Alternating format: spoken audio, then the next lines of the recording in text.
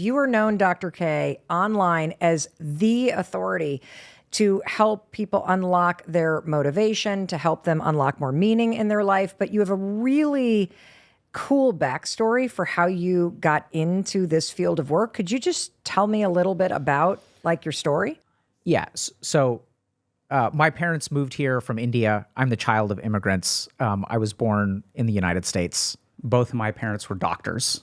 So growing up, I was supposed to be a doctor and really didn't have my heart in it. So I wasn't motivated. Basically failed out of college. Like I had less than a 2.0 GPA after my first year of college, was on academic probation. Well, did you just not go to class? Like a less than a 2.0, that actually takes some work to It not does. do that. Yeah, so right? I was very addicted to video games. Oh. And so like played a bunch of games, basically failed out of college, would play for 16, 18, 20 hours a day. And then my parents like tried everything. So they tried like punishment, they tried like, you know, being very like supportive, and they just didn't know what to do because I mean, even today, we don't quite understand how technology affects our brains, and it affects us so profoundly. So after about 2 years, my dad said, you got to go to India. And I went to an ashram, which is like a monastery, and I stayed there for 3 months and decided to become a monk at the age of 21. My teachers told me that I was too young. They told me, you need to go back to school, you need to get a doctoral degree, and then you can take your vows at 30. And that too was like, I was like, you know, I want to give up my life. And one of my teachers was like, you don't have anything worth giving up. So if you want to become a monk, you have to go build something in the world and then give it up. Like rise to the top of your profession, get a doctoral degree at a minimum, and then give it up if you want to give it. But right now you're running away, you're escaping. There's nothing worth giving up. Boy, those monks know how to just drop a bomb on you, don't they? Yeah, they really do. So they ended up sending me back. So I would travel for about back and forth for about 7 years and learn more advanced practices and stuff like that. Ended up meeting my wife. So it turns out my teachers were very wise. So the whole monk thing was not going to work out. And then decided to go to med school, partially because she wanted to be married to a doctor. And my teachers had said, you have to get some kind of doctoral degree. So I was like, why not medicine? That seems like a big commitment to try to impress somebody that you're dating. You know what I mean? Like, oh, I'll go to medical school if you like me. Yeah. So, you know, it's interesting because that's how it would seem, right? So right. we have all these ideas about, you know, you shouldn't craft your life based on someone else's preferences and stuff like that. But I think it's, you know, if you're internally okay with it, I knew I had to get some kind of doctorate degree. I'm very interested in how human beings work. That's what I loved about India. So what I learned in India is like, this is how a human being works from the inside. Not research, but like so the challenge with scientific research is that it's hard to apply to an individual. What I love about sort of this Eastern perspective on spirituality, it's like desires. I mean, if I tell you your desire comes from the nucleus accumbens, you can't do anything with that. I would be like, what? It comes from the nucleus humma? Exactly, right? So there's some neurotransmitter floating around in your brain, but it's not actionable information. Yes. So what I learned in India was an actionable way to change myself. And then came back, graduated with a 2.5 GPA after like 5.5 years of undergrad. And then it took me about 3 years to get into med school. I got rejected from 120 med schools. 120 med schools you applied to? Over the course of 3 years, yeah, like 40 a year. Wow. And you kept going, though? Yes. Huh. Absolutely. So that's speaking of motivation, right? So yes. I think when your motivation comes from the right place, then you are impervious to the circumstances around you affecting your motivation. Oh, whoa. Okay. I know we're going to dig deep into that, but I want to make sure as you're listening to Dr. K, you really just got what he just said. When the motivation comes from the right place, you're impervious to all the external things that are going on. Absolutely, 100%. So ended up, you know, getting rejected a lot. After 2 years of applying to med school and not getting in, people in my family were like, hey, maybe you should think about something else. Like, you know, your GPA is set in stone, right? But I said, I'm going to go ahead and do this again. Ended up getting into med school. Went to Tufts for med school, and then also had decided to do psychiatry. So originally I was going to do like holistic cancer treatment. So I had studied a lot of Indian medicine in India and alternative medicine, yoga, meditation, all that good stuff. But did psychiatry because my favorite organ was the mind, and really noticed a lack in the West of our understanding of the mind. because we do things based on population-based studies, right? So we can say motivation comes from this part of the brain, but as a human being, how do you take that fact and apply it to your life? That is what was missing for me, or not, what I saw was missing in the field. Yeah. So ended up doing my psychiatry training at Harvard. Down the street at Mass General Hospital and McLean Hospital was an awesome experience. And then a couple years in, I had this kind of like, I had a pretty large group of people coming to me wanting like holistic mental health treatment. So how can I conquer this depression or anxiety or narcissism or sociopathy? Worked with a lot of CEOs and kind of high performers in like finance and places like that. And then I realized that there's like no shortage of people trying to help this group of people, right? People who can pay a lot of money for like really high quality support and to really unlock their potential or maximize their potential or whatever. But there were a bunch of people who no one was helping. And those are the degenerate gamers. These are like the 22-year-olds who finish college and never get a job. These are people who drop out of college. These are people who are 25 years old living in their parents' basement and like no one's helping them. They can't pay anything. So I started streaming on Twitch and doing mental health content on Twitch and was stunned when we became the fastest growing stream on Twitch for a period of about 3 months. Wow. So for the person listening who does not know what Twitch is, could you kind of explain what you mean when you're giving mental health content on Twitch? Yeah, so Twitch is a live streaming platform that usually streams games. Yep. So what I noticed is that in my office, I was having gamers come in and I was like teaching them certain concepts. I wasn't actually doing therapy. I was like, here's how your mind works. Here's the effect of dopamine on your brain and your motivation and things like that. And so I just had the same conversation over and over and over again. So what I started doing was streaming conversations on Twitch. So I would talk to people and I would start teaching some of these principles, almost like a podcast where I just like some random person would call in and I'd do like Q&A, or they'd be like, I struggle with motivation. I'd say, okay, like let's understand the neuroscience of motivation. So we'd kind of dig into that. And what I really discovered is that if you look at like people today, right? So we're being so shaped by our environment. Other people decide what kind of thoughts we have. So we're seeing, companies get better at advertising. We're seeing short form content. So other people are shaping your views about yourself. They're shaping what you think will make you happy in life. So we're bombarded with all of these images of what it means to be happy. Right. Then what happens is there's a deficit. So our brain notices, oh, look at all those happy people over there. I am not doing those things and I am unhappy. And then they try to sell you something. And so this is where there's a lot of very like intentional shaping of people's unhappiness and then selling people solutions. So as all of these kinds of effects are going on, we don't know how to fight against that. So true. And we'll say like, okay, just cut back on technology use, but it's become a part of our work. It's become a part of, it's how you keep track of, like I get emails from my kids' music teacher to tell them class is canceled. So you have to stay plugged in. And so we're not equipped with the tools to fight against this external environment shaping us. That makes a lot of sense. And so it's almost as if there are two pieces that we need to really dig into. And the first one is the internal and really understanding, which I think you very eloquently explained to us, that you go to school and you learned all of these sort of subsets of skills and knowledge. Like I'm not even speaking correctly, but you learn all of these subjects, but you don't learn how a human being or how you operate from the inside out. And so I think we're all scared of the way that our environment and tech is shaping us. And where I want to start, especially given the number of people that are following you online and the kind of advice that you're giving on YouTube. I mean, millions and millions of people, Dr. K. What are we getting wrong about motivation? So much. So in the West, what we call motivation, there is no motivation center of the brain. Motivation is an emergent property. So like if I look at you, Mel, and I say, you're motivated, how do I know that? It's because I'm observing some kind of behavior. Okay. So there's no one place that motivation comes from, right? Motivation is an internal drive that comes from emotions, comes from what you should be doing, comes from issues of like ego and identity, comes from issues of comparison, right? So there's so many different things that motivate us. So this is the first thing, is that motivation is not a thing, it is lots of different things.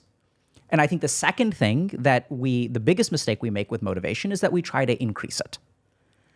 And I know it sounds weird, but let's understand what motivation is. So let's say you're motivated to do something. Is it easy for you? Yes. Okay. So now what happens is your actions, that's a problem. That's not a solution. It's a problem. Why is it a problem if something's easy for me? Because you are not in control. Right? So if you feel motivated, you're trying to make your life easy instead of being in control of yourself. So an alternate solution is, imagine if you could act independent of motivation, even if you didn't feel like it. Because everyone's trying to increase their motivation because we're so burnt out all the time. We don't have the energy for it. I'm looking to make it easy for myself. When my body, my brain, and my mind are sending us signals, don't do this. I don't feel like doing this. And we're ignoring that. We're trying to, and so then what we try to do is we try to create situations that make it easy for us to act. But this creates a fundamental flaw. How so? Because if the situation changes and your motivation changes, then you're screwed. So you're basically saying just take the simple thing of getting out of bed in the morning, right? So the alarm rings. And the second the alarm rings, most of us have some sort of emotion that we feel about the act of simply getting out of bed. Something we've done thousands of times in our lifetime. We know how to do. It is a relatively simple set of actions to roll out of bed and stand up and start your day. But so many of us are relying on this feeling of motivation, which is, I guess the way that I would describe it is this emotion of wanting to do something and feeling like it's going to be easy. And if that feeling is there magically in the morning, I get out of bed. But if it's not, I don't take the action. So is that a good example of what you're talking about? So let's play that tape through, right? So that means that if the motivation isn't there, the first thing that happens, your alarm rings. Yeah. And then your cognitive willpower starts to drain because you already have to overcome something. Yes. Right? So you start you start waking up and getting out of the bed tired. Yes. Because you don't feel motivated. Correct. So that makes a lot of sense. But the crazy thing here is that if we look at motivation, right? Yeah. So this is where, if you think about it, what that means is that your wants control you. So if I want to do something, then I'm motivated. And so that means that what I want to do controls my life because those are the things that I do. So now the question becomes, what's better, for you to be in control of your wants or for your wants to be in control of you? I think I just got something. So you were addicted to video gaming. It's what caused you to fail out of college. It's also in many ways what drove you and inspired you to speak to all of us about the brain and about understanding your internal drivers and yourself. And if you look at it in the negative, all addiction begins with wanting to do something and allowing your wants to be in complete control. I want to eat that thing. I want to drink that thing. I want to play that video game. I want to just have sex with somebody that I don't even know. I want to ignore that obligation. I want to do this. And so when you start to live a life where your wants and your desires in the moment are controlling what you do and what you don't do, you're out of control. Is that what you're saying? 100%. Not only are you out of control, you'll be unhappy. Right? Okay. So if we look at addiction, there's a couple fundamental problems with wanting stuff. It just doesn't work. So first thing is, if we look at addiction, we know that there are uniform pathways of addiction in the brain, and all addictions do two things. One is they give us pleasure, and the second is that they take away pain. So if you look at all addictions, and this is true of opiates, heroin, and social media, video games, they activate this part of our brain called the nucleus accumbens, which is where our dopamine reinforcement circuitry is. Dopamine does a lot of things. It also does like movement. But if we look at like our drive towards something, the nucleus accumbens gives us three things. It gives us pleasure when we get something, and it also gives us craving. So if you think about like eating a cookie, it's delicious. Let me have another one, right? So this is where we're in there's a fundamental problem with dopamine and gratifying our wants. The second thing that all addictions do is they suppress our negative emotional circuitry. So if you look at eating a cookie, if I'm having a bad day and I eat a cookie, I feel a little bit better. I'm feeling burnt out. I'm feeling tired. Let me hop on my phone. Let me browse social media for a little while. And it pushes the tiredness away for a time.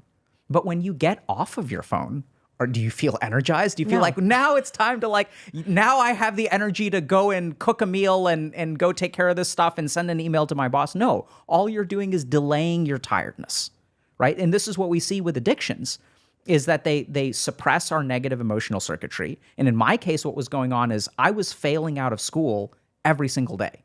I was skipping class. It got to the point where I had so many absences that, the max I could get was like a 70. If I got 100% on all of the rest of the stuff, I could get a 70 in the class. And so what we see in addiction is as your life gets worse and worse and worse, the only way you can manage that pain is by utilizing the substance, or in my case, playing video games. Well, I think this is a really important explanation as we dig into this concept of motivation. And Dr. K, you've already said, gosh, we get so much wrong about it. Because I think what happens for so many of us, and you've certainly been there, whether you're at a state where you would say you're addicted to something that is slowly ruining your life, or you are just in one of these negative spirals mentally where you feel unworthy or you feel not good enough. And every day you wake up and you're like, today's the day I'm going to work on my resume, or today's the day I am going to exercise. And then you see yourself, just like you said, I was failing out of class every day. You see yourself every single day failing at the simple things you want to be doing. And so, Dr. K, what else, what do you want us to understand about motivation as we start to look at what I think most people struggle with, which is this feeling every day that I'm not able to follow through on some of the simple things that I really want to be doing, but for whatever reason, I'm not, quote, motivated to exercise or eat healthy or make that phone call? It's a great question. So let's understand a little bit about where motivation comes from. Okay. And we'll draw on both principles of Eastern spirituality that yogis practicing meditation in the Himalayas figured out a couple thousand years ago that have now been verified by neuroscience. So let's start with when I act, right? So you're saying I have struggle with follow through. So that's the problem with motivation, is that motivation waxes and wanes because motivation is oftentimes highly emotional. So if we look at the part of our brain that creates behavior, our emotions are very powerful. So if we look at what is the evolutionary function of emotions, emotions give us information and they give us motivation. So if I feel angry, I will feel like doing something. If I feel afraid, it will motivate me to run away. Mm-hmm. The problem, though, is that emotions vary. That's the way they're supposed to be. They don't last forever, right? So if I can have the perfect wedding day, it does not mean that I will have the perfect marriage, right? I won't be happy for the rest of my life because I have this one perfect day. So our brain has this very natural principle of homeostasis, which means that we experience joy and then the joy goes away. And so then what we end up doing is chasing those things that bring us joy. That would be great, except there's another principle in the brain of tolerance. So if I eat one cookie, it's delicious. Right. If I eat a second cookie, it's not quite as tasty. If I eat a third cookie, now I'm feeling full. True. Right? And even then, oftentimes, if I think about getting that cookie tomorrow, it's not going to be as good as the first time I have it. So now we're kind of stuck because our motivation is going to wax and wane with our emotions. We're trying to cultivate these past experiences over and over again to try to keep us motivated, and it just doesn't work. So what can we do? This is where we're going to focus on a principle from kind of Eastern philosophy called karma fara. So karma is action and fara means fruit. So there's a really simple principle that the more that you devote yourself to your actions instead of outcomes, the more easy your life will be and the more you will be in control of your behavior. Now, this may sound weird because oftentimes in life, we are conditioned to focus on outcomes. So I don't care how much you know, I care what your GPA is. I don't care how healthy your company is, I care what the stock price is. So in our life, the way that our life is structured right now, we're all focused on outcomes, we're focused on goals and things like that. And everyone may think, well, yeah, duh, right? That's the way that it should be. But if you stop and think about it, we have a society that is increasingly focusing on outcomes, and we also have a society that the human beings are increasingly burnt out and lack motivation. And those two things are tied. So let's understand a little bit about why. So if we're not going to focus on outcomes, then how the hell do we get motivated, right? So let's understand another thing about the brain. So our brain does this thing called an action success calculation. So what it does is anytime we're thinking about doing something, our brain knows, okay, what's the likelihood of this to succeed and what's the likelihood of this to fail. And the problem is that if you're trying to cultivate motivation and you put in a lot of work and we're focused on the outcome and things don't work out, then I won't reinforce the behavior, right? So if I say like, I'm going to study really hard for a test and I don't do well on the test, what does my brain learn about the value of studying? That it doesn't help. It doesn't help. So is this one of the reasons why so many of us give up either going on a healthier diet or going to the gym and working out because you're not seeing the results? So you start to go, this isn't working. Absolutely. So absolutely, right? So this is a really fascinating principle from motivational interviewing. So if we look at behavioral change, we have one evidence-based technique that helps people change their behavior, which is something called motivational interviewing. So what is motivational interviewing? It is a way to talk to people that increases their motivation. Oh my God. So can we use this with people in our life too, not just with ourselves? Absolutely. Oh, yes. Yeah. So we're going to learn, K. not just with people in our life. I mean, I'd say we do it in psychiatry with other people. The beautiful thing is you can do it with yourself. Oh my God, let's go. Okay. So let's understand. So this is the beautiful thing about motivational interviewing. We figured out that most human beings are conflicted. Okay. So I want to go to the gym. I don't want to go to the gym. Now, before I go to the gym, the pain of going to the gym is a hypothetical. The pleasure of staying home is also a hypothetical, right? So when we start out, neither of these two things are realities. So I think about the gym, I think here's the cost, here's the benefit, but it's a hypothetical, right? Right, because I haven't gone. So I haven't I'm gone. just making it all up in my mind. As I go to the gym, what happens to the pain induced by the gym? Lowers because I'm going in, right? On the contrary. So when you go to the gym, as you start going, as you move towards the thing that is difficult, the hypothetical pain becomes real. Oh, I see what you're saying. Right? You're right. So as I actually start, I can think about working out. That's not painful. Actually working out, huffing and puffing, I want to stop. My body's like, don't do this. My knees are hurting. The pain actually increases. So anytime we move towards an action, the pain increases. Right. The reason we want to engage in the action is because at the end of the pain is some kind of pleasure, right? There's some kind of outcome that we're devoted to. Yes. And then we hope that the pain will be worth the pleasure. But our brain doesn't see it that way. What our brain sees, and you'll notice this if you're kind of like, thinking about something in your life where you think about doing something and you know it's going to be painful, but when you start to do it, it's actually painful and it actually decreases our motivation. So moving towards our goals oftentimes comes at a cost before a benefit. That makes a lot of sense. So just so I can break this down so everybody's tracking, intellectually you can know you want to do something, but you are going to think about what it's like to get out of bed, or think what it's like to go to the gym, or think what it's like to work on your resume, right?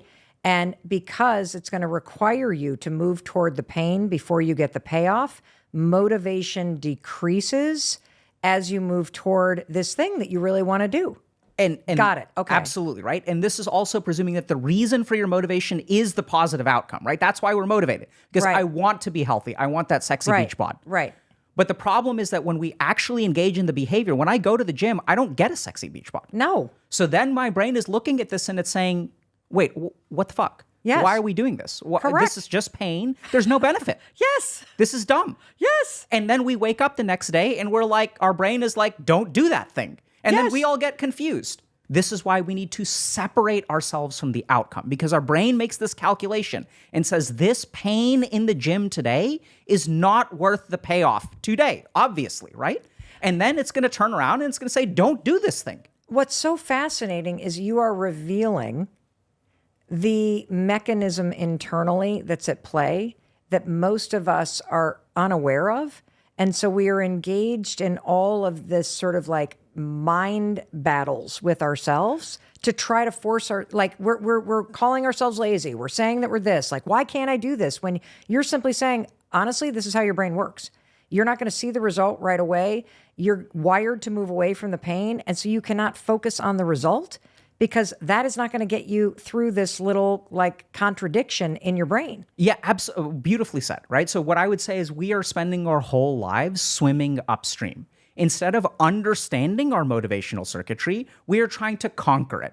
Instead of utilizing it, we're trying to fight against it and overcome it.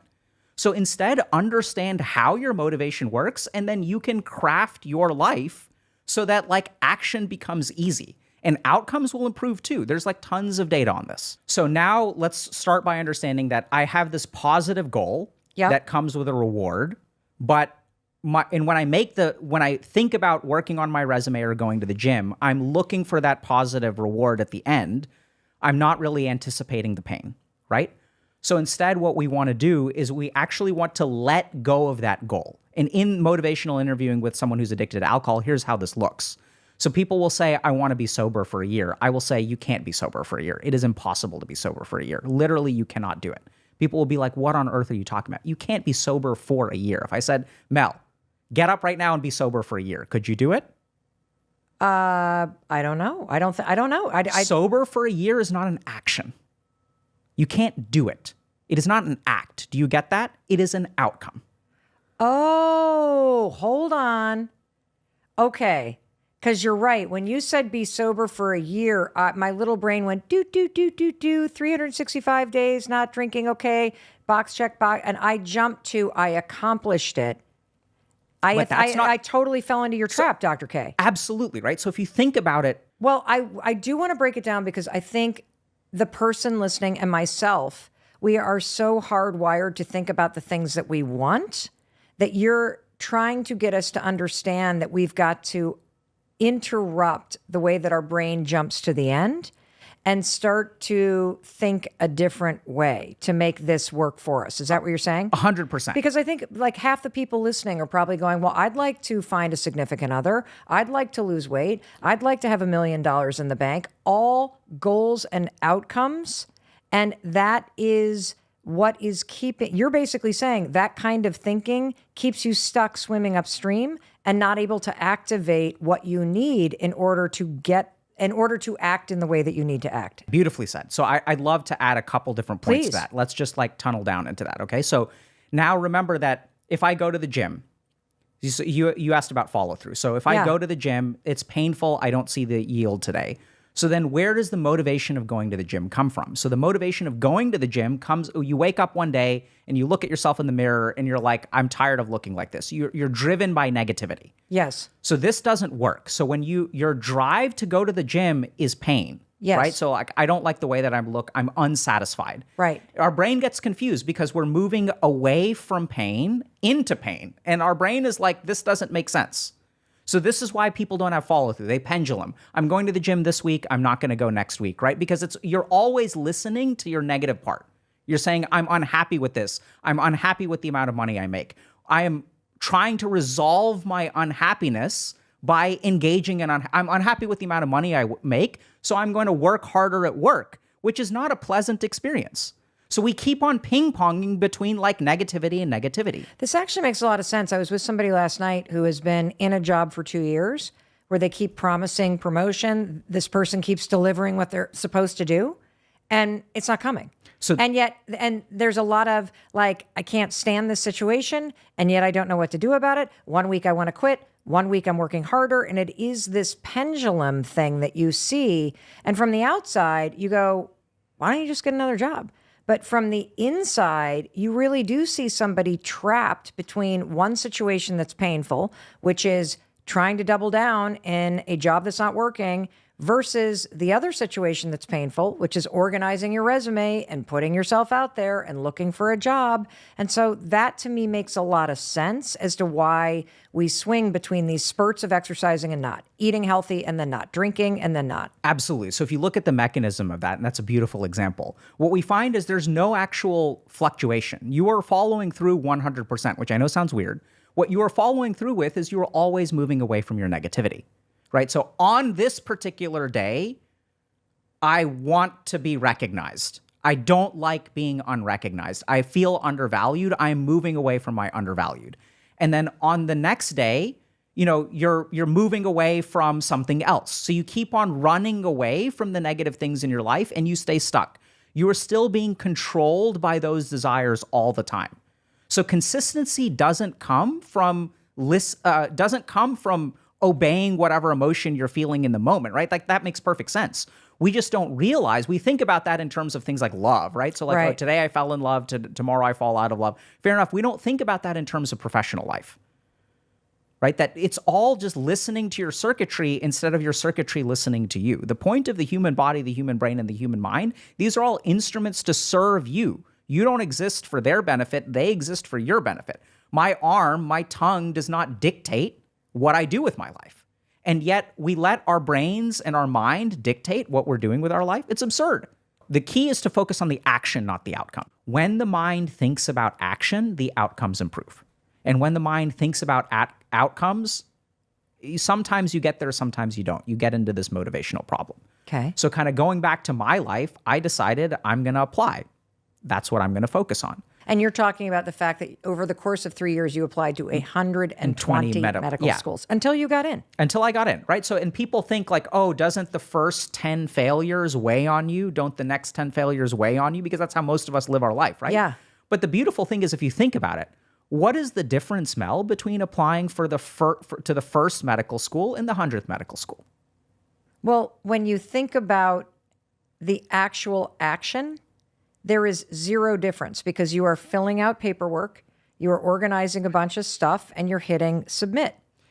So then where does the difference come from? You're 100% right. Your emotion and the stories you tell yourself about the difference between the first application and the 100th. So I want you to think about this. The action is exactly the same. The only thing that is holding me back is the weight in my mind that I have failed 99 times before. That is not reality. That is a thought in your head that is telling you that you have failed 99 times. And as long as that is the way that your life is working, you will never be in control. Because if my mind wakes up, some people say 20 is too much. Some people say that 20 failures or 20 denials of a job, I feel weighed down. For some people, they can tolerate 40. For some people, they can tolerate 60. And the people who quit after 20 look at the people who try 60 times and they say, I wish I could be like that. I wish I could follow through. I wish I could have more discipline. They're all doing it wrong. Each action that you take in life is individual. 100%. I'm constantly astonished by the number of people who write in because they feel like they're either too young or too old, right, to do the things that they want to do. And for me as a 56-year-old woman who launched this podcast 18 months ago, I just go, well, I just put my head down and just focused on the simple things every single day that lead to launching a podcast. And all of that garbage that you're telling yourself, like I'm too young or I'm too old or I'm too this or I'm too that, it's complete fiction. And the action is actually the only way that you prove that crap in your mind is a lie. Yeah, I mean, beautifully said, right? So, and I think the challenge is that we are so conditioned to thinking that our thoughts are reality. So how do I use motivational interviewing to tap into this wiring inside me in an effective way, Dr. K? So great question. So if you want to be consistent every day, step number 1, abandon every day. What? Abandon every day. You can't do something every day.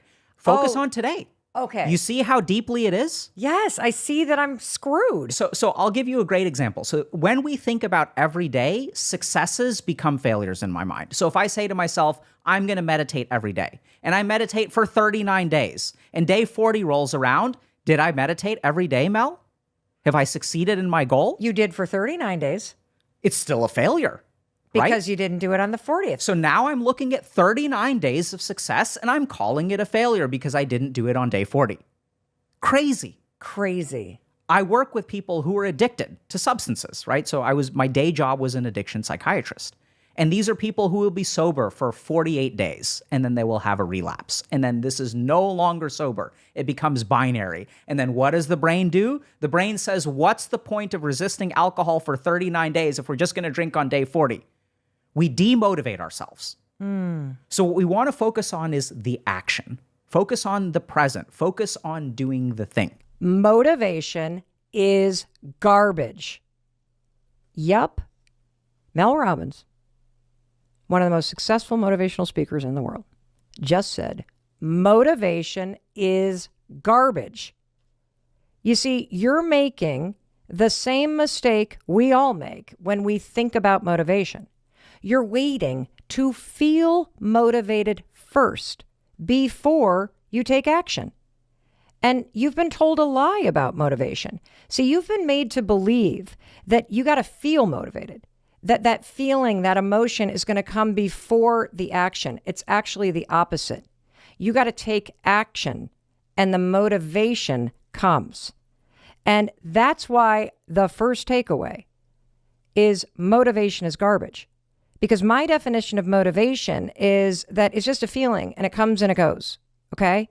That's the way that you've been using it. And the irony is you need motivation. Motivation is fundamental. You need this desire to move in order to finish a project.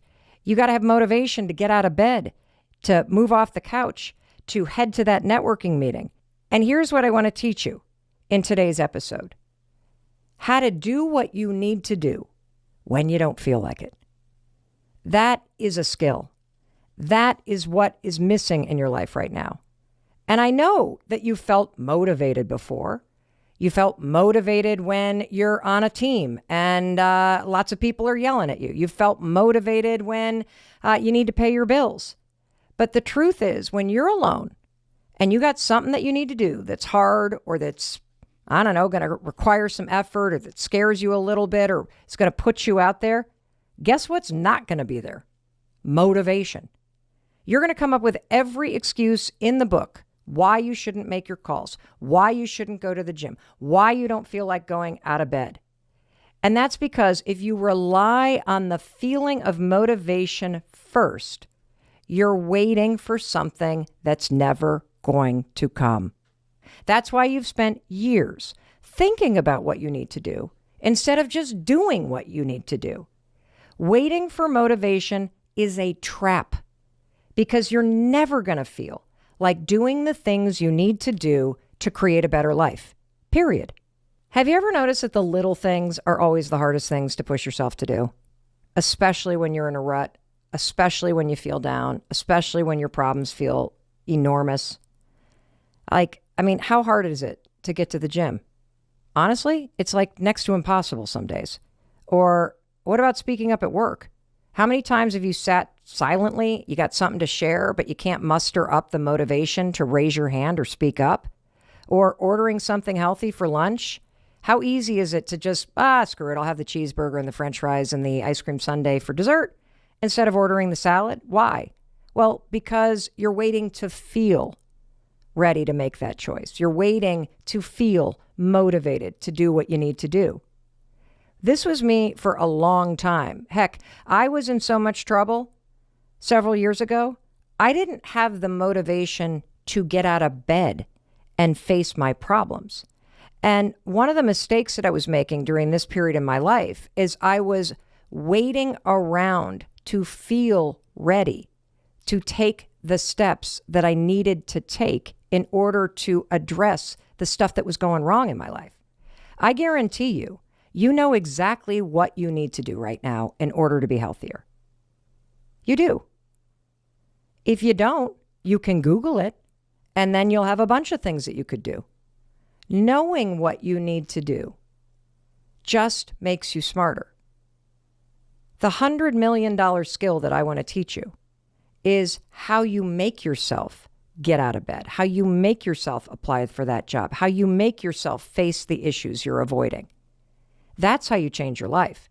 And for a long time, when my life was going off the rails, I was waiting, hoping, praying, wishing, wanting to wake up one morning and just suddenly feel motivated to change everything. And that's where this story begins. I got to take you back to a moment in time in my life where my problems were so big that I nearly lost everything that I cared about.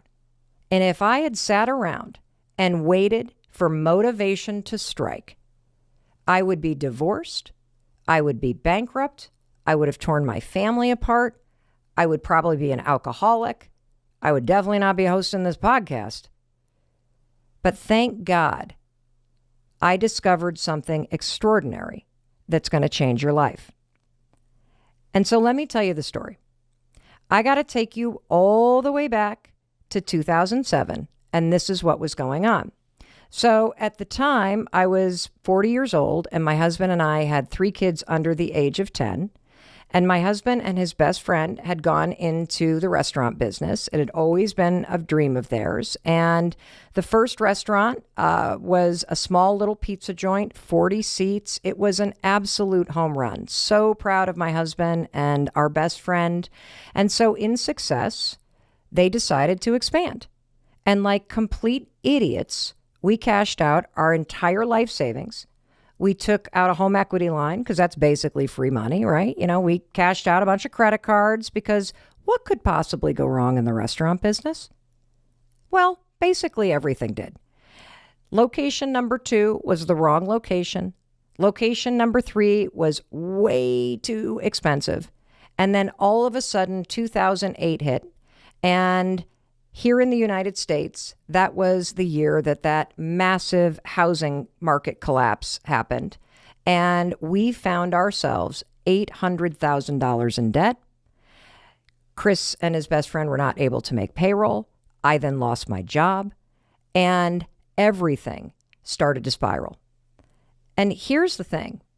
Never in a million years did I think that at the age of 41, I would be on the verge of losing my house. I would be unemployed. I would be embarrassed and ashamed and just spiraling. That was not on my vision board. And what happens when your life goes off the rails or you suddenly experience some kind of unexpected setback, whether it's a death or you get fired or some tragedy hits your life, you know what's not there? Motivation. I'll tell you what's there. Fear, shame, procrastination, depression, anxiety. I had all of that and more. You want to know how I faced this moment in my life? Like a champ. I basically drank myself into the ground and screamed at my husband every time I saw him because clearly he tried to do this on purpose. And funny, that sort of coping skill, it actually didn't help the situation. It made it a lot worse. And here's the other interesting fact about this moment in time. Even though I literally felt like I had been pushed off a cliff without a parachute, I knew what I could do. I knew that it would help if I looked for a job. I knew that I could call my parents and tell them what was going on. I knew I should reach out to friends. I knew that I should still exercise. I knew that I shouldn't drink so much. I knew that my husband was trying everything he could to solve the financial situation and to fix the business. And yet, I didn't do any of those things. Why? Because I didn't feel motivated to do those things. I felt depressed. I felt anxious. I felt angry. I felt scared. And those feelings are what kept me trapped. I didn't know what I'm about to teach you. I didn't know that I could take action before I felt ready. I didn't know how to push myself. I just knew that I was going to be fucked if I didn't figure this out. And so, one night, everything changed. And you're going to often hear me say on this podcast, you're one decision away from a different life. Do not wait around for the motivation to make that decision. One decision away. So I'm sitting there on a Monday night in 2008 outside of Boston, Massachusetts. And I don't know if you've ever been in a situation where your life is so bad that you're giving yourself a pep talk. I mean, that is kind of a pathetic moment. It's one thing if a friend gives you a pep talk, but if you got to give it to yourself. And so I'm sitting there watching TV, and we're about a week away from our first bankruptcy proceeding. Chris has not been paid in 6 months.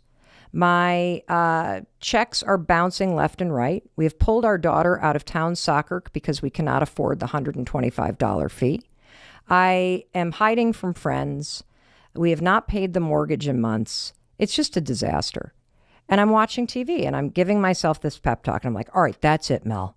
That's it. Tomorrow morning, woman, it's the new you. Tomorrow morning, you gotta look for a job. You gotta stop drinking so much. You gotta call your parents and ask for some money. You have got to stop screaming at Chris. And by God, woman, when that alarm clock goes off, you cannot hit that snooze button 5 times.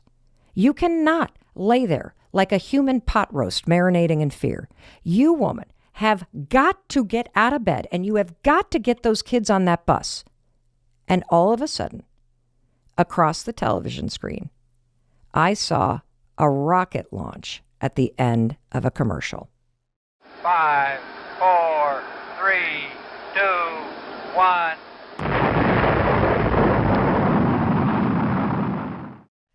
And it gave me this crazy idea. I thought, oh my God, that's it. That's the answer. That's the answer to getting up.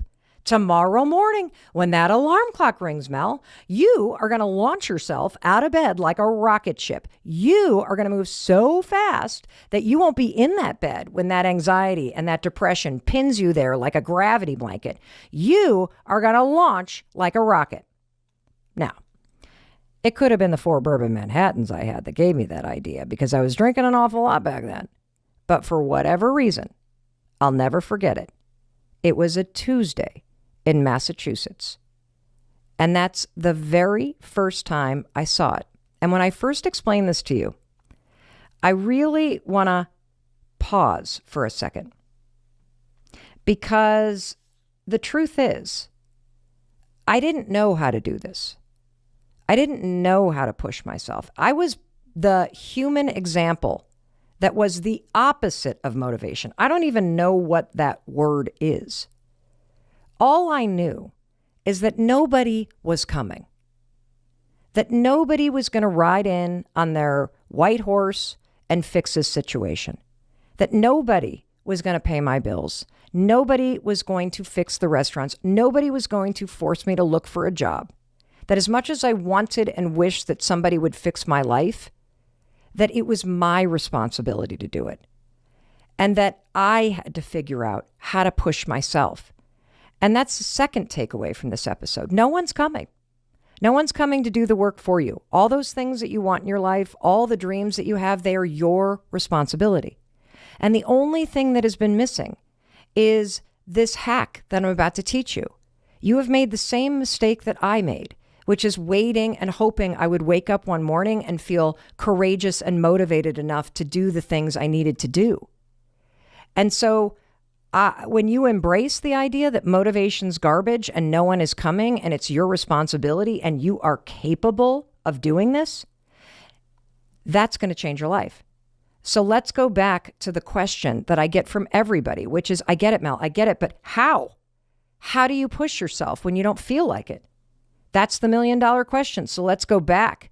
Let's go back to the story in 2008, because that Tuesday morning in February outside of Boston, Massachusetts, that's where I learned the secret to hacking motivation. This is going to change everything. So that morning, the alarm went off. And I'm going to unpack this very slowly because I really want you to pay attention. Because this is the secret to everything. And this simple rule and tool that you're about to learn also embodies decades of neurological and psychological research, which I will also unpack for you. And so the alarm goes off, and all of a sudden I noticed this window of time.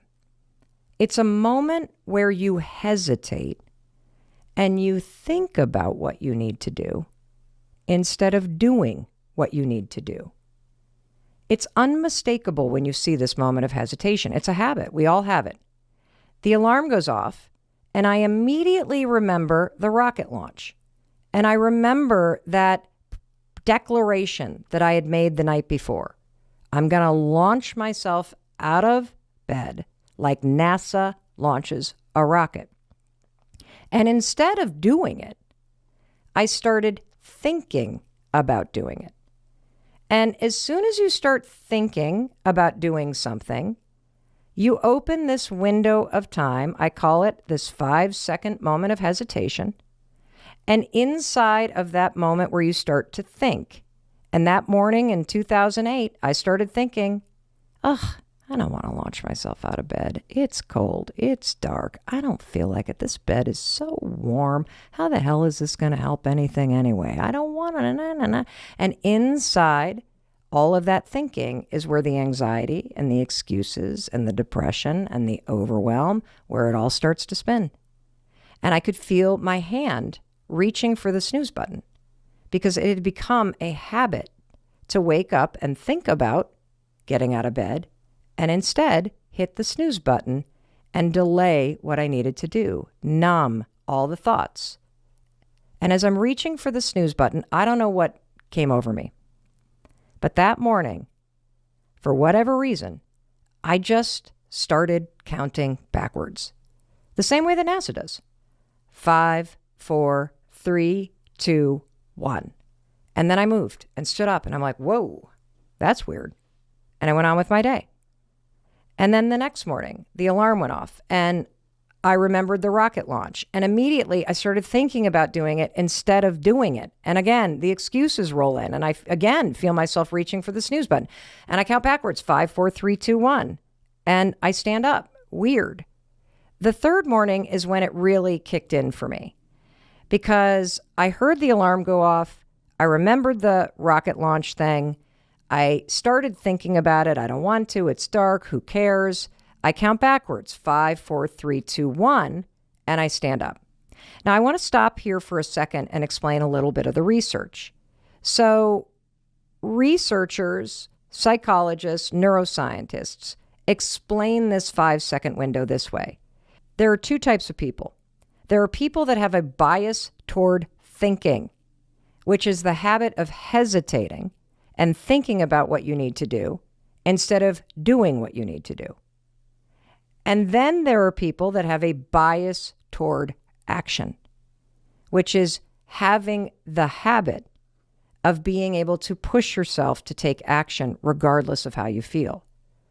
This 5-second countdown, 5, 4, 3, 2, 1, helps you move from being a person that has a bias toward thinking and become a person that has a bias toward action. And this countdown, 5, 4, 3, 2, 1, is the secret to hacking motivation. It's the secret to pushing yourself to take action regardless of how you feel. It is the secret to everything. So that third morning, I sort of, said to myself, okay, so, because, I'm cynical. You're going to get to know me. I'm a lawyer by education, and I'm somebody that's like really analytical. And so I tend to also be really cynical. And so, I'm standing there in my bedroom and I'm like, okay, great. You just created something irritating, Mel, that helps you get out of bed. How the hell is this going to help? And I'm like, whoa, whoa, whoa, whoa, whoa. You're about to lose everything you care about. Your marriage is on the rocks. Your family will be torn apart. You're going to lose this house, woman. Why not just try this thing? Why not for one day, any moment today, where you know exactly what you should or could do, but you don't feel like it? Just count backwards. I mean, what the hell? It's not like it's going to make it worse. What if it made it better? So I walk out into the kitchen and my husband, Chris, is standing in front of the fridge. And you know how that thing happens where you see somebody you love and you just want to kill them? You know how that happens? Well, so poor Chris is standing there minding his own business, probably trying to get out of the house fast before, his bitchy wife wakes up and starts screaming at him. And I see him and I'm like, but here's the thing. I didn't want to kill the guy. I loved him. I just was so on edge and stressed out, and it's so much easier to be angry and frustrated than it is to be afraid. But in that moment, I counted silently to myself, 5, 4, 3, 2, 1, and something strange happened. Like I could feel the pressure and agitation in my body release. And I was able to take a breath and speak to the man from a place of my values instead of screaming at him, which I had been doing for 6 months. I see my sneakers. I know I need to exercise, but who the hell wants to exercise in February outside of 5, 4, 3, 2, 1? I'm out the door. I see the phone. I don't know about you, but I hate people. I hate networking. I hate 5, 4, 3, 2, 1. I'm picking up the phone, and 5, 4, 3, 2, 1, I'm picking up again, and I'm calling friends, and I'm telling people the truth. I need a job. I got laid off. Chris and I are in financial trouble. Like, I need help here. I pick up the phone again. I call my parents. And slowly but surely, I am taking the actions that change your life. And look, It doesn't work overnight. It works over time. And that's important because true change builds over time. Quick fixes don't stick. If you want to change anything, you got to be in it and you got to repeat it. And that's one of the other things that I love about this countdown technique that I started calling the 5-second rule. You have 5 seconds to move. You have 5 seconds to push yourself to take action. And if you don't move in that 5-second window, your brain will contaminate your motivation to act. Using this countdown technique, 5, 4, 3, 2, 1, in moments where you feel yourself hesitate, or you feel the fear coming on, or you feel yourself talking yourself out of it, or you feel the self-doubt or the fear kicking in. When you start counting backwards, the decision to count backwards means you're making a decision to move. You're making a decision to move before you feel like it. You're making a decision to summon your courage, your confidence, your desire for something more than the place you're in right now. The counting backwards also works because counting requires focus. Now, I didn't know why it worked then, okay? And my husband started using it. 5, 4, 3, 2, 1. Took it into business. They start talking to landlords and renegotiating leases. 5, 4, 3, 2, 1. And they're facing the issues in their business head on and talking to investors about what's going on. 5, 4, 3, 2, 1. They're restructuring the P&L and they're having to lay off people that they love. Hardest thing in the world to do as a business owner.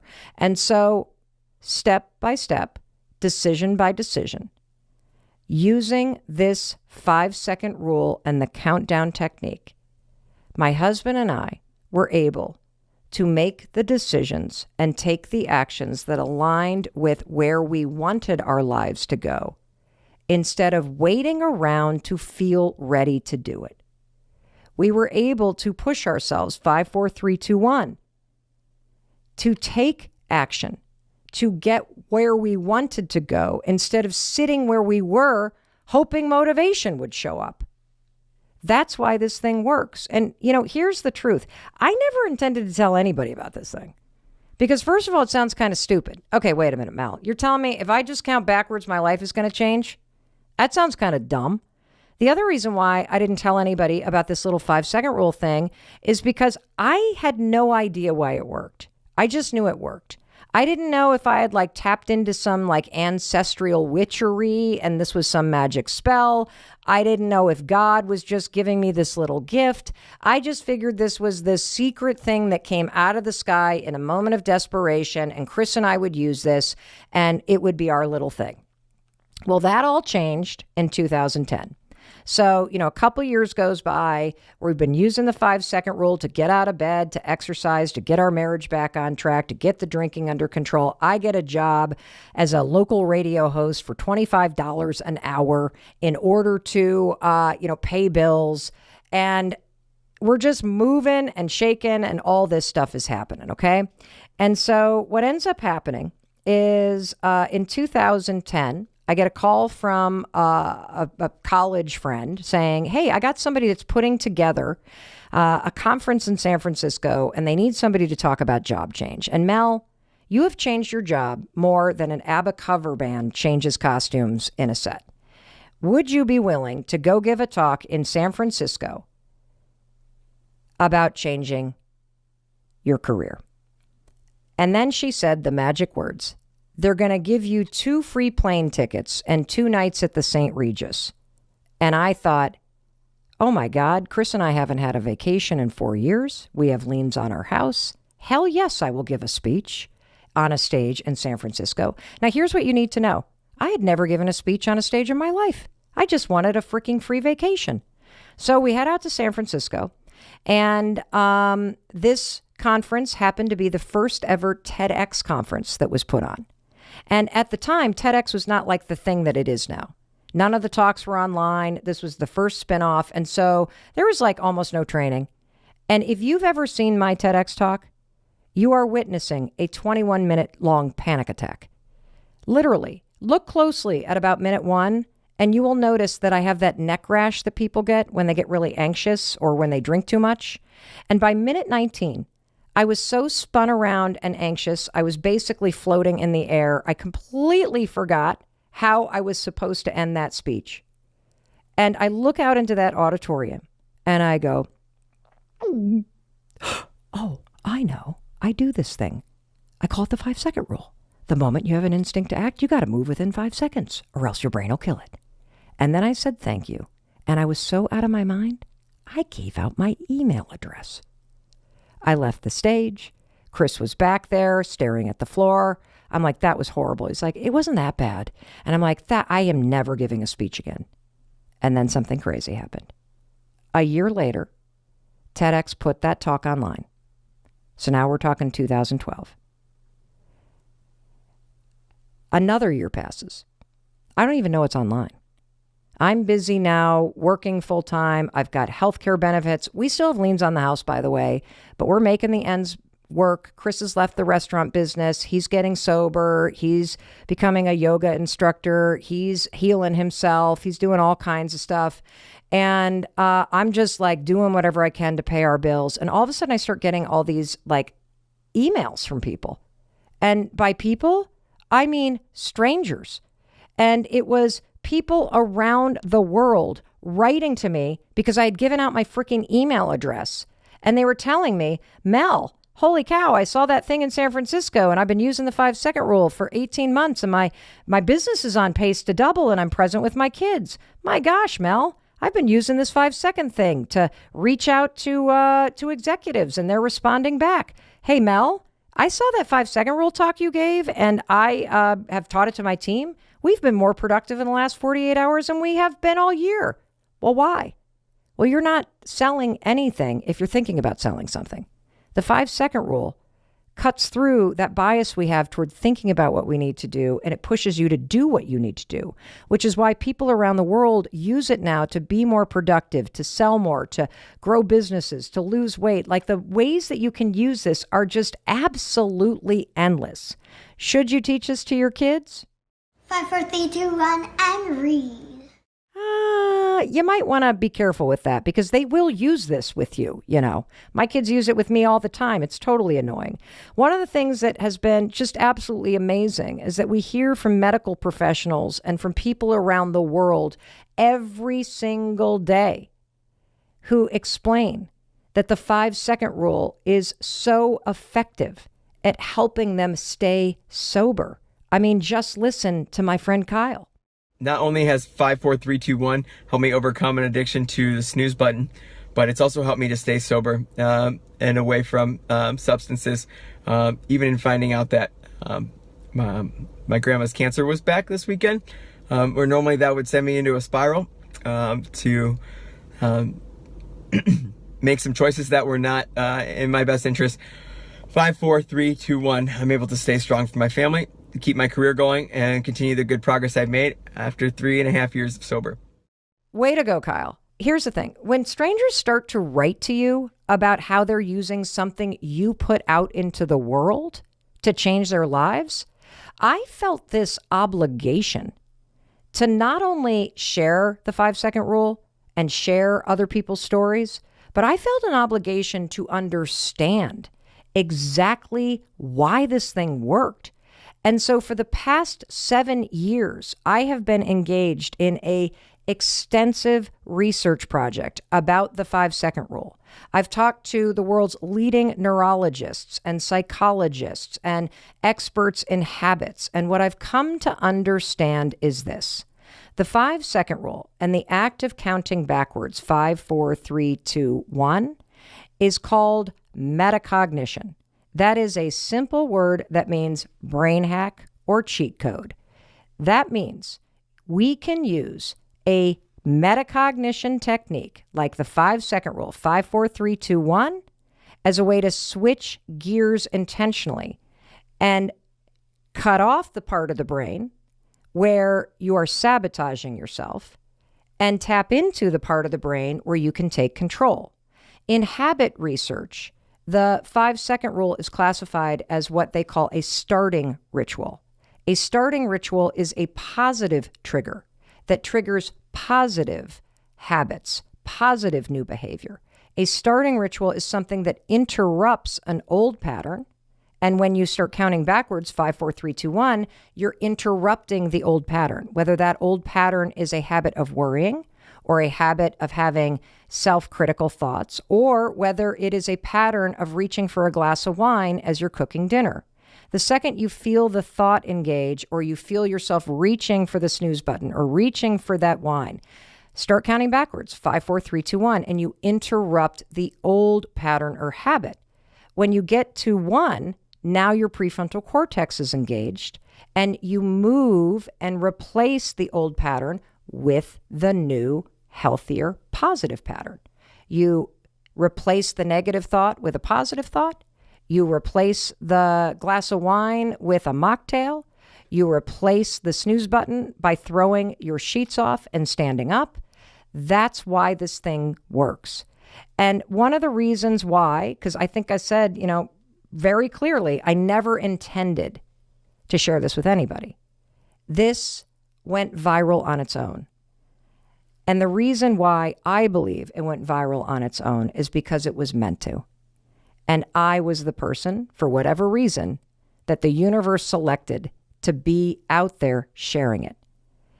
And the other reason why it has gone crazy viral and it's used in clinical settings is because, like so many of the tools that I'm going to share with you on this podcast, it encapsulates, I don't even know if I said that word right, but whatever, you know what I mean, decades of psychological and neurological research. This is a tool that you can teach to anybody, you can use in any moment. It always works because it's based in science. The thing about self-motivation is that it's something we all want, but it's something that we don't really understand. I mean, I'm sure that you may be thinking about things that you want to improve or change in your life. It's the time of year where everybody's doing it. It's the time of year where businesses are planning big changes. People are thinking about what they want in the next year. And so no matter when you're listening to this, I know that the story I'm about to tell you and the things I'm about to teach you about self-motivation are really going to help you. Because the fact is, there are 2 truths about self-motivation that are essential for you to understand if you want to be able to hack motivation when you need it. Because here's the thing. When you're busy making plans or setting goals or deciding kind of what you want to go do, you feel really motivated, don't you? But have you ever noticed that life has this funny way of taking the wind right out of the sails? As soon as you really need the motivation, it's like, boom, no wind, you're not going anywhere. And I have a personal story to tell you because this is exactly what's happening in my life right now. I got home a couple days ago. We were down in Boston taping a bunch of episodes down in our brand new studios. It's super cool. Right now, I am up above our garage in our little studio in southern Vermont. And when I got home a couple days ago, our son Oakley was about to hear back from his top choice for college. He, like so many kids, applied early decision, which means if the college accepts him, he is going to agree to go. It's like a binding contract. And this particular school that he had applied to was going to let all the kids who had applied early decision know by announcing the decision in an online portal at 8 o'clock in the morning on a Saturday. So it's Friday night. I get home from a week in Boston. Chris is home. We have a dinner with Oakley. He's so nervous. We're nervous. We're excited. And Chris and I set our alarm. Oakley sets his alarm. We say good night, excited for the morning. And for the first time since I can remember, honestly, Oakley was awake and downstairs before Chris and I were because he couldn't sleep. He was so nervous and he was so excited to hear back from his dream school. And if I'm being honest with you, neither could I. I could barely sleep either. I was tossing, I was turning, and you've probably had this experience, right? Like maybe you're waiting to hear back on a big job that you've been interviewing for, or you're waiting to hear back to see if you've got it into graduate school. Or maybe it's a moment where one of the kids that you love is about to find out, did they make the orchestra? Did they make the soccer team?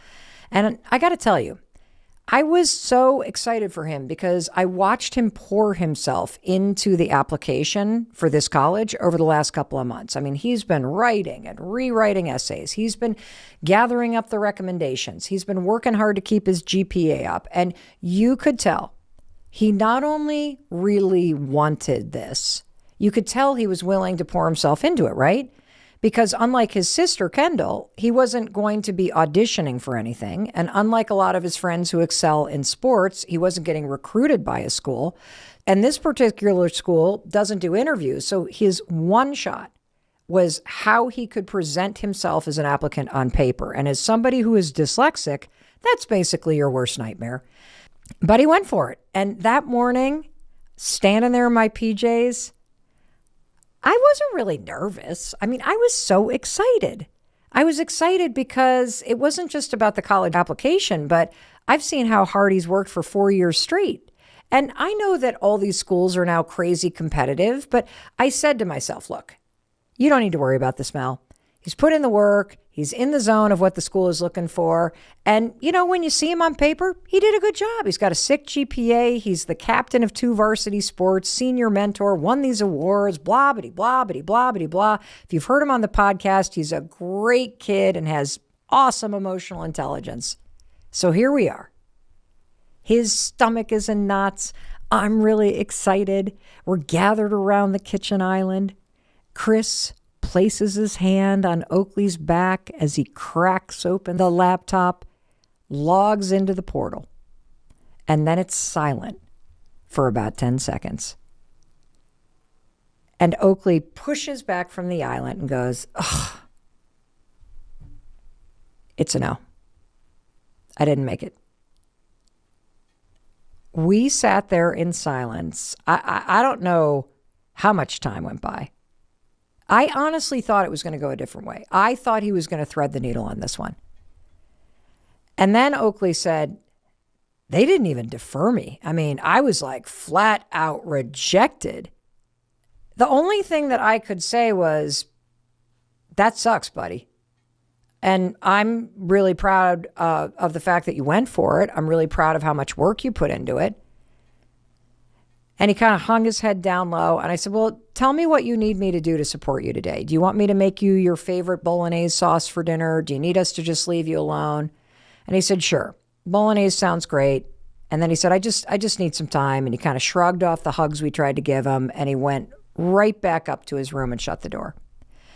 And, you know, I was standing there and I kind of looked at Chris, and it was one of those moments in life where you're not quite sure what to do with yourself right now, you know, and in the context of college, I'm sure you've seen those videos that have gone viral online where the kids are gathered around the laptop and their families are all around them. And all of a sudden they get the news and they scream and jump and shout and the family starts crying.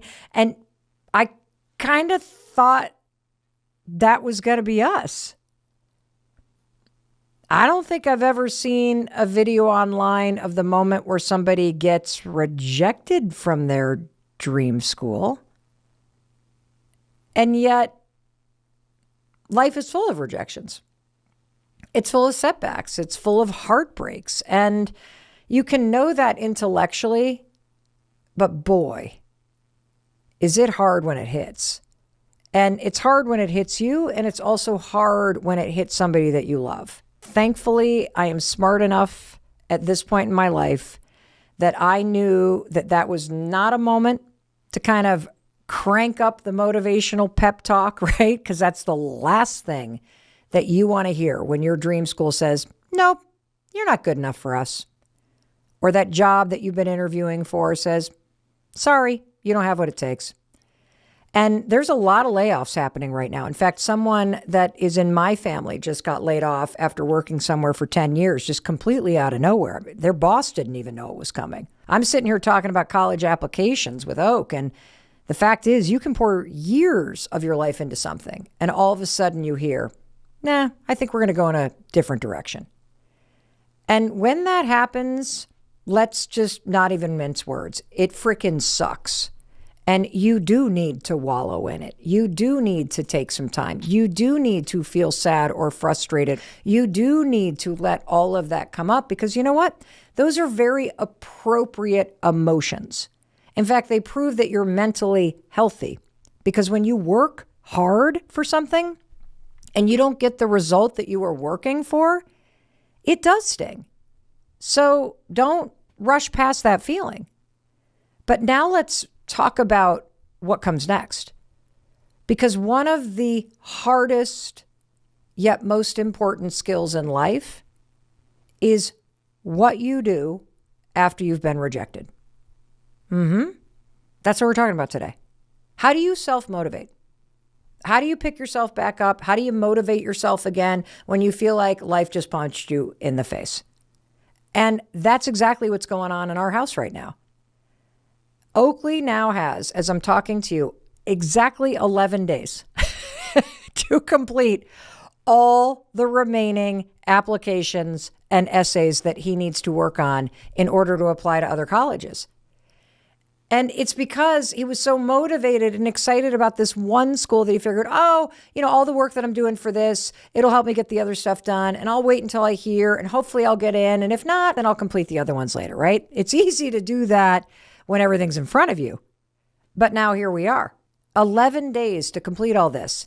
And not only do you have to complete all this, but you have to do it in the wake of feeling like you're not good enough for the place you wanted to be. So let me ask you a question. On a scale of 0 to 100, how motivated do you think he feels right now? If you guess 0, you would be correct. He is the opposite of motivated. He is demoralized. He feels like he's not a smart kid. And, if I can't get it, why even bother? And he's not the only one, because when you have a moment where you feel like nothing's working out, that is the kind of emotion of it, right? And for example, if you happen to be single right now and everyone around you, oh my God, everybody's getting engaged, everybody's getting married, and here you are, you're having to put yourself back out there again after a breakup yet again. When is this ever going to be your turn? Or if you've ever had an issue getting pregnant, doesn't it seem like everybody around you is getting pregnant with ease? This is exactly the feeling. If you're in the financial industry and you've got to pass a huge exam for work, no matter how hard you study, if you don't pass it the first time, now you're going to be panic stricken and you're going to feel demoralized, which makes it so hard to get motivated. I'll give you another example. You started selling real estate, which seemed like a great idea, right? You were super motivated in the beginning. But now it's been a year. And no matter how many networking meetings you have gone to, you can't get your own listing. And every time you look around, a new house is on the market and they're listed by somebody else. And why is it that you can't get this? And then you don't feel that motivated. Why is this so easy for everybody else? And doesn't it feel like you're the only one who feels that way? But you're not. And you can do something about it.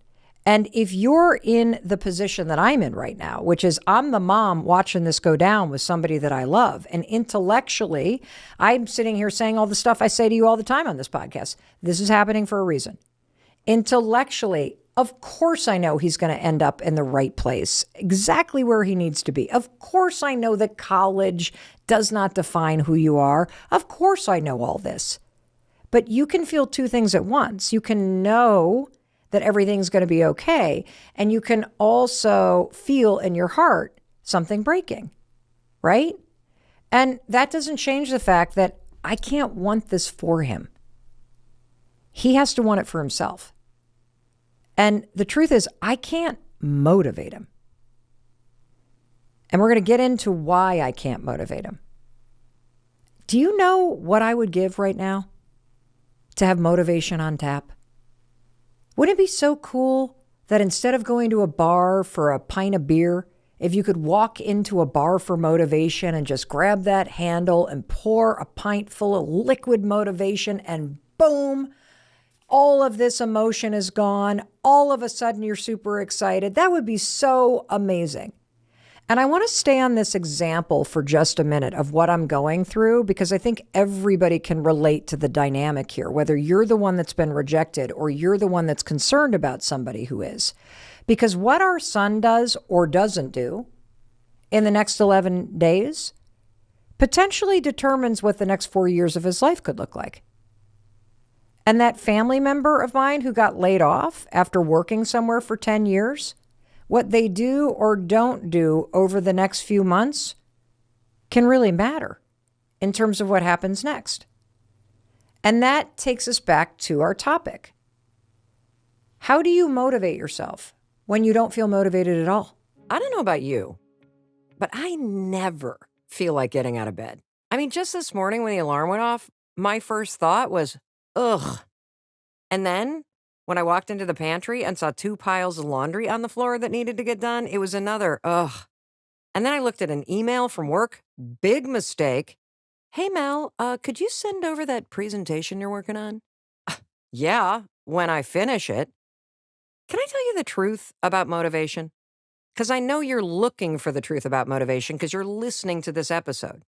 And I know you're looking for the kind of motivation that's going to light a fire in your belly and put some rocket fuel in your cereal. The kind of motivation that ultra marathoners eat for breakfast. I see you, David Goggins.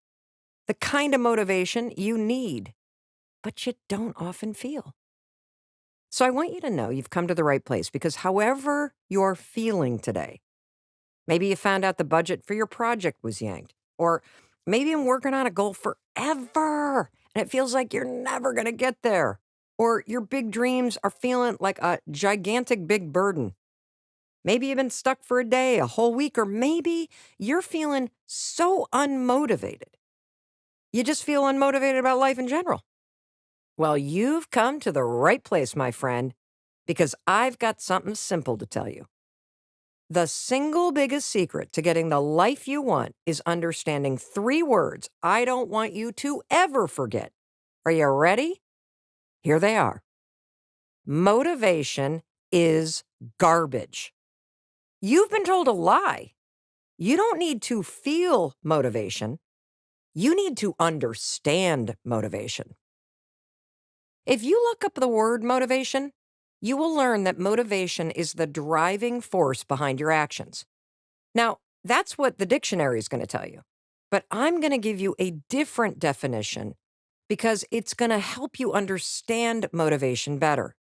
And it's also going to explain why motivation is garbage. So what's my definition of motivation? Simple. Motivation just means you feel like doing something. That's what motivation means. If you have motivation, you feel like doing it. Now, because motivation is a feeling, that means motivation comes and it goes. It blows in and then it blows out. I know you've felt motivated before. You've woken up and had that feeling. You've woken up and felt like, oh, today's the day. I'm going to take Shaun T's hip hop abs class. That's what I'm going to do. Or you've had that feeling of feeling motivated. Today I'm going to tell my mother-in-law that I'm not going to her house for the holidays. I'm hosting holiday dinners at my house because I've wanted to do it for years. Or maybe you felt motivated to replace the donut you normally have with your coffee and make a kelp smoothie instead. But here's the interesting thing.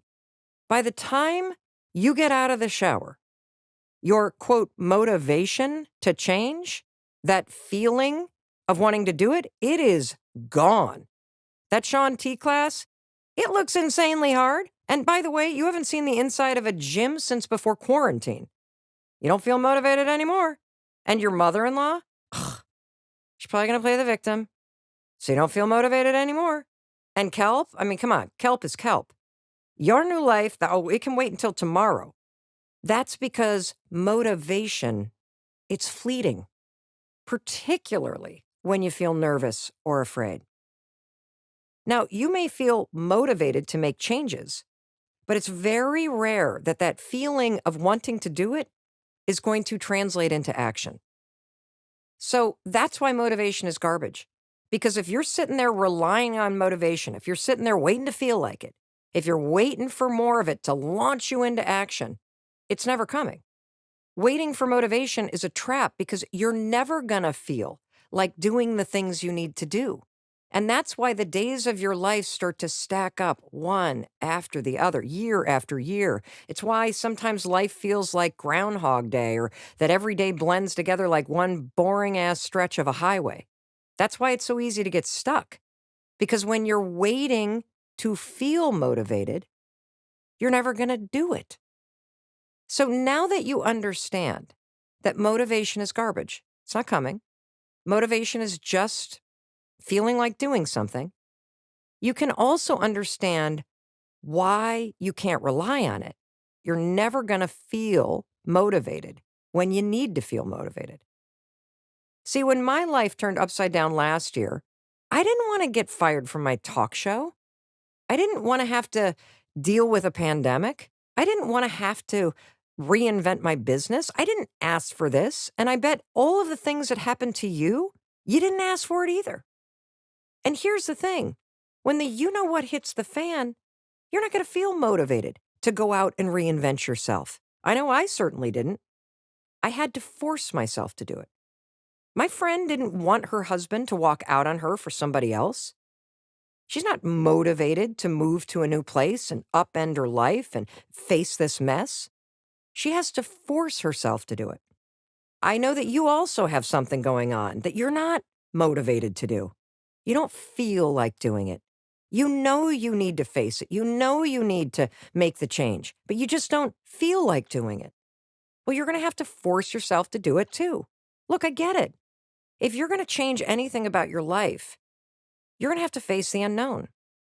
You're going to have to do some hard things. You're going to have to step out of your comfort zone. Yeah, you are going to have to try something new. Yeah, you are going to have to face risk and rejection and judgment. Yeah, you might screw it up. Of course it's scary. Of course it's nerve-wracking. That's why most people never change. Most people are sitting around waiting to feel like doing it. They're waiting for motivation. And motivation isn't coming. That's why motivation is garbage. And here's the thing. You don't need to feel like it in order to change your life. You see, your problem is the same as everyone else's. You, right now, in the area of your life that you're frustrated, you're waiting. You're waiting to feel ready. You're waiting for motivation. You're waiting for something that's never going to come. So, how do you stop waiting and start getting honest with yourself? How do you flip this thing if motivation is garbage? Well, simple. You got to stop waiting to feel like it. You see, you've been letting your feelings dictate your actions, and we got to stop that. Changing your life takes work. It is hard. I mean, if changing your life were easy, everybody on the planet would have $1 million in the bank. Everybody on the planet would have six-pack abs. Everybody would have the perfect marriage and orgasms every day and would travel for a living. You need to stop thinking that change is somehow going to be easy, and you need to stop thinking that one day you're just going to wake up and magically you're going to feel like doing the work you've been avoiding for years. Are you kidding me?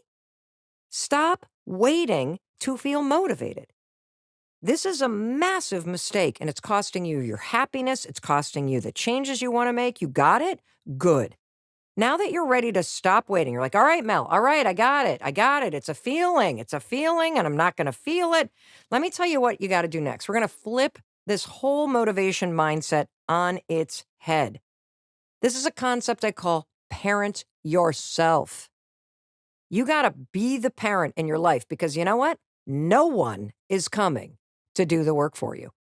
No one is going to start that YouTube channel or make you get healthy or force you to put yourself back out there again and start dating or go back to school or force you to clean out the back bedroom or force you to launch that side business or force you to start saying no or drawing boundaries or force you to learn to love yourself or to get your work done. If you don't have what you want, it's your responsibility to push yourself to go get it. You're not a child anymore. It's time to grow up. Seriously. It's not your parents' job to change your life. It's not your spouse's job or your friend's job. When you're an adult, no one owes you anything. And listen, it's not easy. It's normal to want someone else to just swoop in and take care of you. You are probably used to people taking care of you. I mean, that's what it was like when you were a kid, right? You had all kind of folks around you, teachers, caregivers, parents, coaches, pushing you, prodding you, coddling you. You may even feel a little entitled to it. No doubt, it certainly makes life easier if someone else would just handle all this crap you need to do, right? But they're not going to. Just like that feeling of motivation, it's not coming. When you're an adult, you need to learn how to rely on yourself for permission, validation, inspiration, structure. And yeah, you got to learn to rely on yourself for the push that you need to do what needs to get done. And I got it. This is a new muscle. It's okay. It's okay. You can flex this new muscle. Everybody goes through this because we were all trained as kids that somebody else needed to give us permission or approval before we could push ourselves. I mean, you had a coach, you had a parent, you had a teacher, you had a youth group counselor, somebody who saw potential in you and pushed you. Part of why you feel unmotivated is because you've learned over the years to expect someone else to do that, to give you the answers, to give you permission, to tell you to run another set of ladders, to tell you to push harder. It's a conditioned response to look outside yourself for answers and for motivation. It's one of the reasons why you take so few risks at work. You're afraid of doing it wrong. You're afraid you're going to get in trouble, just like you did as a kid. Well, guess what? It's time for you to be the adult in your life. It's time for you to parent yourself so that you never sit around waiting for someone else to give you permission or waiting for someone else to force you to do the things you need to do that will change your life. The secret to motivation is pushing yourself. Hey, it's Mel. Thank you so much for being here. If you enjoyed that video, by God, please subscribe because I don't want you to miss a thing. Thank you so much for being here. We've got so much amazing stuff coming.